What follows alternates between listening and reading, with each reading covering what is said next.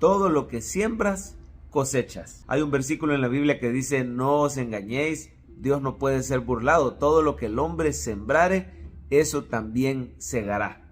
Esta es una ley universal que habla de las consecuencias que tienen nuestros actos. Si nosotros actuamos conforme a la palabra de Dios, vamos a recibir una bendición que la palabra de Dios establece. Pero si ignoramos la palabra de Dios, si sembramos para el pecado, para la carne, para la corrupción, las consecuencias nos alcanzarán.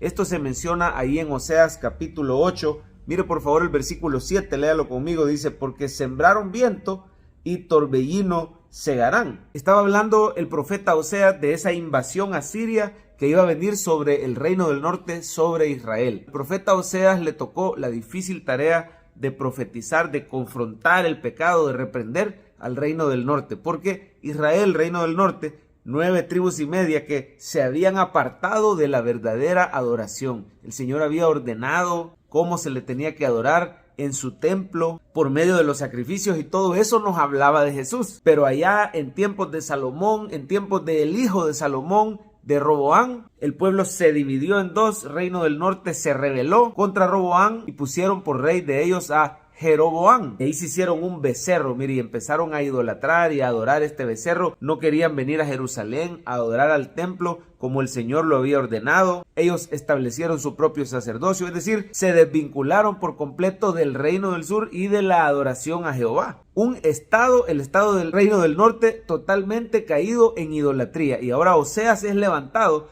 para reprender al reino del norte y al reino del sur. Lo más tremendo es que el reino del norte había buscado a Asiria para que los ayudara, y los asirios fueron los que los terminaron invadiendo. Mire por favor el versículo 8 y 9, dice: devorado será Israel, pronto será entre las naciones como vasija que no se estima, porque ellos subieron a Asiria como asno montés para sí solo. Efraín con salario alquiló amantes. Está diciendo que el reino del norte, que bien seguido se le llama Efraín porque es una de las tribus principales del reino del norte, así que el reino de Israel iba a ser invadido por los asirios, en quienes ellos habían buscado ayuda. Pero aquí hay un principio espiritual importante: ellos sembraron viento, cosecharon torbellino. Todo lo que sembramos, cosechamos.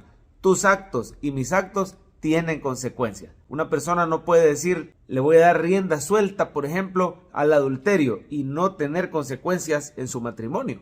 Le voy a dar rienda suelta al alcoholismo y no tener consecuencias serias en su salud, o un accidente, la pérdida laboral. Le voy a dar rienda suelta a mi ira, a mi mal carácter, y no tener problemas quizá con la ley o altercados graves que pueden incluso terminar en muerte. Es decir, todo lo que sembramos, cosechamos. Si vivimos ignorando la ley del Señor, tendremos consecuencias. Mire por favor el versículo 12. Dice: les escribí las grandezas de mi ley y fueron tenidas por cosa extraña. Cuando vivimos ignorando la palabra de Dios, tarde o temprano las consecuencias llegan. Ahora, yo quisiera terminar esta reflexión como lo hacemos todos los días. ¿A dónde se ve Cristo en Oseas capítulo 8? Mire qué maravilloso, que es cierto que todo lo que sembramos, cosechamos. Pero Cristo Jesús llevó las consecuencias de nuestro pecado para que hoy nosotros recibamos el premio por la perfección de Cristo. Mire qué precioso. El mundo te habla de karma y dice: todo lo que siembres vas a cosechar. Pero en el evangelio la cosa es distinta, porque Cristo cosechó lo que Él no sembró. Él fue tratado como el peor de los pecadores.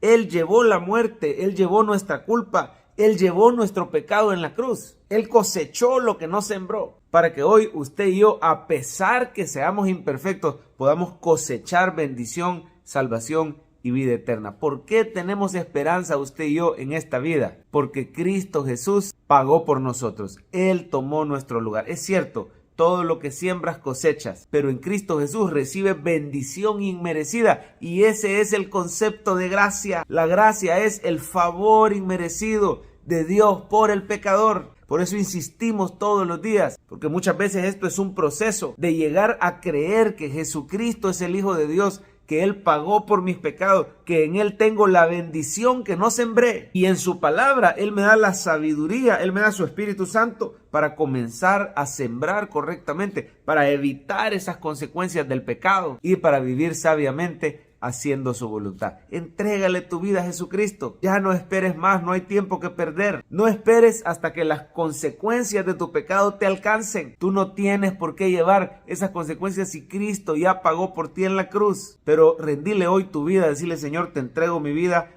tal y como soy. Yo no puedo cambiar, pero si tú haces un milagro de salvación en mi vida, yo quiero recibir esa bendición que tú compraste para mí en la cruz del Calvario.